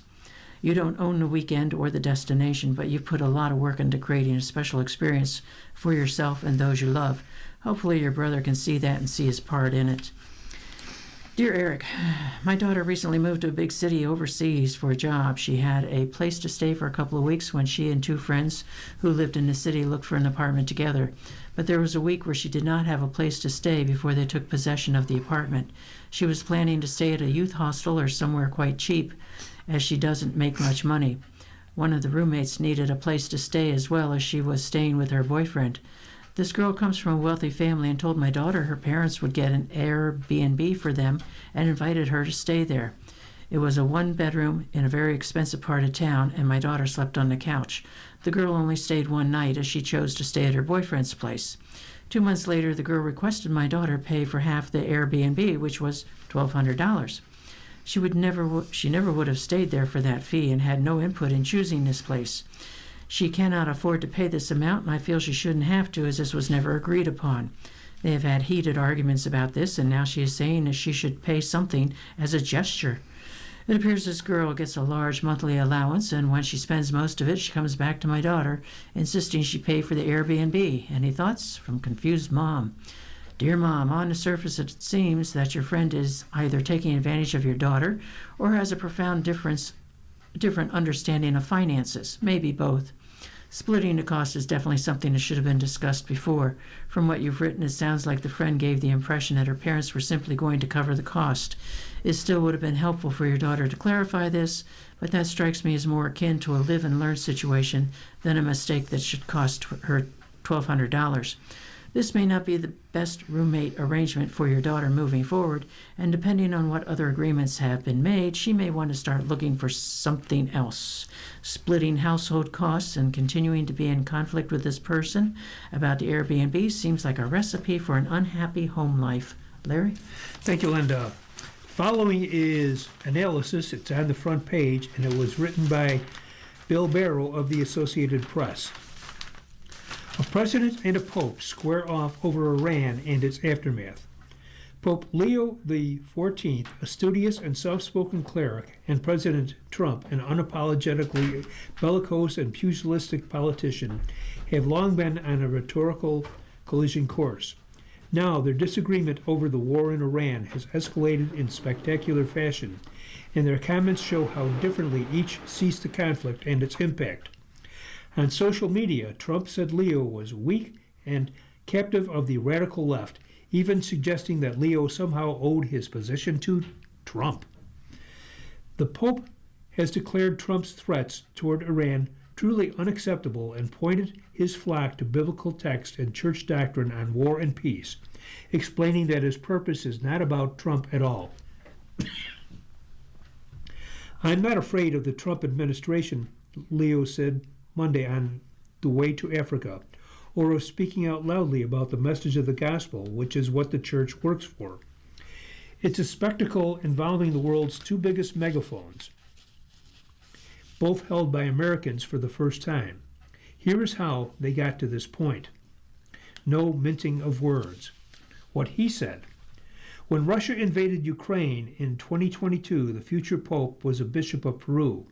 He did not shy away from assigning clear blame to Moscow. On a Peruvian show, Weekly Expression, Provost described an imperialist invasion in which Russia wants to conquer territory for reasons of power given Ukraine's strategic location. The clip resurfaced in Italian media soon after he was elected Pope in May 8, 2025. In early 2025, then Cardinal Provost used social media to share a news analysis that criticized U.S. Vice President Vance, a converted Catholic, for justifying harsh immigration policy by arguing that Christianity sets a pecking order of caring for others, putting one's family, immediate community, and fellow citizens above foreigners. J.D. Vance is wrong. Jesus doesn't ask us to rank our love for others, read the headline that the future Pope shared. Why it matters. Catholic bishops comment often in their local media, and some achieve considerable influence, but they can vary widely in how detailed they are about public policy and politics. Many stick to broad statements about church doctrine and values and avoid taking stands at odds with individual politicians. With his comments in Peru and then his rare retreat as a cardinal in Rome, Provost showed he kept abreast of the world affairs and was willing to be quite direct in his critiques. A great honor. What he said. Congratulations to Cardinal Robert Francis Prevost, who was just named Pope, Trump posted on Truth Social on May 8, 2025. It is such an honor to realize that he is the first American Pope. What excitement and what a great honor for our country. I look forward to meeting Pope Leo XIV. It will be a very meaningful moment. Trump later said at the White House that we were a little bit surprised and very happy with Leo's election. By Monday, he was using Truth Social to take credit for Leo's election. He wasn't on my list to be Pope and was only put there by the church because he was an American, but they thought that would be the best way to deal with President Donald J. Trump. Why it matters. Trump sees Leo in terms of nationalistic pride and loyalty. The immediate look toward meeting Leo, something that still hasn't happened, reflected his typical embrace of power and celebrity, even when it isn't naturally a political fit. Further, Trump takes do not reflect any nuance about Leo's origins or the Vatican relationship with the U.S. The College of Cardinals historically has viewed the U.S. with some skepticism, specifically because of how Washington's military and economic policies have affected the world, especially poor nations, and with a general reluctance to grant the papacy to someone from the world's preeminent superpower. Leo grew up, was educated, and then ordained in the U.S., but spent decades as a church leader elsewhere, including in poor areas of South America. He was the last American of the Americans, said Steve Millies, a professor at Chicago Catholic Theological Union, where a young Leo earned his Master of Divinity. Emphasis on peace.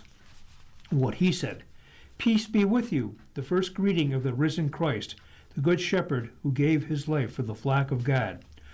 Those were Leo's first words from the balcony at St. Peter's when he returned to the loggia for his first Sunday blessing.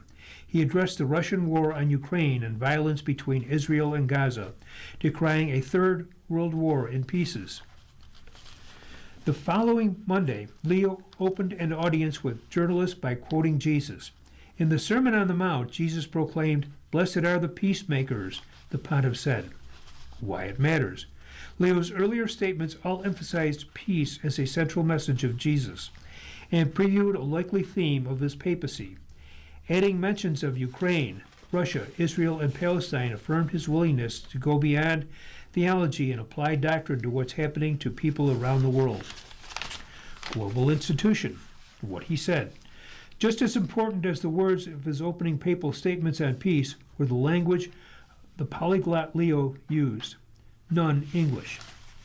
At his introduction to the world from St. Peter's Square, Leo opened in Italian, then used Spanish to address Peruvian Catholics and citizens where he served. Leo's Sunday blessing was in Italian. He briefly greeted the journalists' assembly in English and with the obvious inflection of a Chicago native, but then quickly transitioned to Italian for his remarks. Even in recent encounters with reporters, Leo has opened in Italian before then answering in English. Why it matters. Latin and Italian are the official language of the Vatican, so it's no surprise that Leo speaks the local vernacular. But it's a conscious choice for him to use his fluent Italian and Spanish. It underscores that he's the leader of a global institution with 1.4 billion followers. He doesn't want to be perceived, I think, as coming from the American side or as relying on his authority as an American, said Catholic University professor William Barberi. He wants to speak in the name of the Church. Chasm revealed. What he said. Trump escalated threats to Iran around Easter when Christians celebrate the story of Jesus' resurrection. Leo used his Palm Sunday message to call Jesus the King of Peace and say God does not listen to your prayers of those who wage war, but rejects them, saying, "Even though you make many prayers, I will not listen. Your hands are full of blood." Trump welcomed conservative religious leaders to the White House for a Holy Week observance. His spiritual advisor, Paula White, compared the president to Jesus, saying they're both persecuted figures who endured. In Rome, Leo washed the feet of others as the story of the Last Supper records Jesus doing for his disciples. Speaking to reporters, Leo named Trump directly for the first time and said he hoped the president would seek an off-ramp in Iran. On Easter, Trump threatened widespread bombing of Iran's civilian infrastructure and eradication of a whole civilization. Leo called that threat totally unacceptable. Why it matters. Their starkly different viewpoints and personalities combined with the gravity of the Iran war finally stripped away any pretense or possibility that Trump and Leo could avoid engaging directly. A political rival. What he said. In Trump's post on Sunday blasting Leo as weak, among other things, the president said, "I don't want a pope who criticizes the president of the United States because I'm doing exactly what I was elected, in a landslide, all caps, to do." Trump's 2012 victory was by no means a landslide. He added that Leo should focus on being a great pope, not a politician. Leo, meanwhile, said again that he's not speaking as a politician. To put my message on the same plane as that, what the president has attempted to do here, I think, is not understanding what the message of the gospel is, Leo told the Associated Press aboard the papal flight to Algeria. And I'm sorry to hear that I will continue on what I believe is the mission of the church in the world today. Why it matters. It's all a rare exercise for the papacy, whose occupants often comment on global affairs without specifically naming secular politicians. And while Trump routinely lashes out at anyone he perceives as an enemy, these dynamics are uncommon for the president too. This time, Trump is picking a fight with someone who does not accept the president's term and faces no measurable political pressure to do so. Thank you, Larry. Tours highlight Kennedy Center condition. The Kennedy Center's new leadership wants to prove to critics the building is damaged beyond simple repair. It's starting with Congress. Matt Floca, the Performing Arts Institution's new president, is leading a series of tours this month that show water damage and intrusion to expansion joints, marble slabs, and exterior pavers. Participants are guided through the building's water and HVAC systems, along with parking garages and loading docks that are said to be in need of repair. The sessions began earlier this month while Congress was in recess and included staff for a bipartisan group of lawmakers, including Senate Minority Leader Chuck Schumer and House Democratic Leader Hakeem Jeffries, the top Democrats on Capitol Hill, and both from New York. A representative for Washington, Mayor Muriel Bowser, was also included on the tour. Similar access has been provided for several corporate and individual donors, and in the coming weeks, FLOCA is expected to provide tours for the lawmakers themselves and members of the media. Once one of the Washington's relatively few apolitical spaces, the Kennedy Center has become a source of controversy during President Trump's second term. Shortly after returning to office, Trump ousted the institution's previous leadership and replaced it with a hand-picked board of directors. The president's name was added to the building's facade, and its programming took a Trump-friendly turn, serving as a venue for events such as the premiere of First Lady Melania Trump's documentary, Melania. Trump's move to shutter the building for 2 years, starting in July, which was approved by the board last month, has spurred lawsuits and an outcry that the closure is merely a response to plunging sales as artists canceled Kennedy Center performances in droves. The tours are intended to cut through that and show that the Kennedy Center, which began construction in 1965, is in genuine need of fundamental update. As the July closure approaches, the Trump Kennedy Center is leading the transparency and making sure Congress and the public understand what's at stake and why the work can't wait, Floka said in a statement. In addition to staff for Schumer, Jeffries, and Bowser, the recent tour included representatives for Senate Majority Leader John Thune, Republican of South Dakota, Senators Shelley Moore Capito, Republican West Virginia, Mark Warner, Democrat of Virginia, Susan Collins, Republican in Maine, and Sheldon Whitehouse, Democrat of Rhode Island, along with Representative Sam Graves, Republican of Montana, and Rick Larson, a Democrat of Washington. By virtue of their positions, these lawmakers are ex officio members of the Kennedy Center's board. Kennedy Center spokesperson Roma Daravi said working with both parties was a top priority as the institution implements Trump's vision for the renovation. Those who are arguing against the Kennedy Center's closure haven't disputed the need for routine maintenance and repairs. They say the more substantial changes Trump has hinted at or in the works should go through the typical review process that governs many major projects in the nation's capital. According to a lawsuit filed last month against Trump, the Kennedy Center, and others in the administration, demolition, new construction, major reconstruction, major renovation, or major aesthetic transformation of the Kennedy Center would permanently destroy historic fabric, degrade the monument's core vistas and public grounds, and compromise the Kennedy Center's memorial purpose and architectural integrity, causing permanent, irreversible harm that no subsequent remedy can fully undo. In the meantime, the Kennedy Center is still hosting shows, including the musical Chicago, which Trump attended this month. Performances of Moulin Rouge, the musical, are on the calendar from June 18th through July 5th. Comedian Bill Maher will be presented the prestigious Mark Twain Prize for American Humor on June 28th, just before the closure begins. The Kennedy Center is part of Trump's broader effort to leave a lasting imprint on the Washington cityscape. He demolished the east wing of the White House last year and wants to replace it with a ballroom, an effort that is also tangled in litigation. The president also unveiled plans on Friday for an arch that would stand between the Lincoln Memorial in the east and Arlington National Cemetery toward the west, and within a traffic circle connecting Washington with Northern Virginia. Larry? Thank you, Linda. Trump administration will refund importers.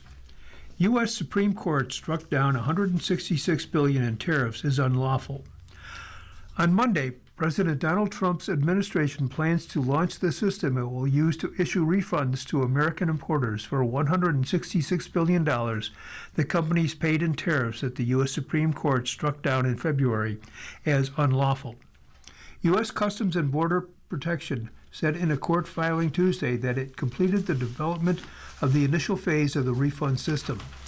The system will consolidate refunds so importers will receive one electronic payment with interest when applicable, rather than processing refunds on an entry-by-entry basis. The Supreme Court ruled Trump overstepped his authority by imposing sweeping global tariffs under the International Emergency Economic Powers Act, a 1977 law meant for use in national emergencies. Tuesday's filing said that as of April 9th, 56,497 importers completed the process to receive electronic refunds for tariffs affected by the court's ruling. After the Supreme Court's decision, importers sued for refunds in the Court of International Trade, which is monitoring the development of the refund system. You've been listening to a reading of articles and features from the Buffalo News for Wednesday, April 15th, 2026. We read the Buffalo News live on weekday and Sunday mornings at 9 a.m. and rebroadcast at 4 p.m. For more information, call 716-821-5555. Your readers today have been Linda Ranella. and Larry Beenan. Thank you for listening, and please continue to stay safe. If you or people you know shop at any of the Dash's supermarkets, please save Dash's register tapes for radio reading. Our agency receives $2 for every $100 in Dash's register tapes. Radio reading has raised thousands of dollars so far. Anyone can drop off their Dash's tapes to the Niagara Frontier Radio Reading Service at 1199 Harlem Road, Cheektowaga, between William and Clinton Streets. Or Dash's tapes can be mailed to the Niagara Frontier Radio Reading Service at 1199 Harlem Road, Cheektowaga, New York, 14227. Any questions on Dash's tapes for radio reading? Call us at 716-821-5555, and thanks for caring. Radio Reading mails out a large print program schedule to our listeners every other month. If you have not received a Niagara Frontier Radio Reading Service large print program schedule in the mail, please call us at 716-821-5555. We will make sure that you receive one every other month. A Braille version of the schedule is also available upon request. Our number again is 716-821-5555.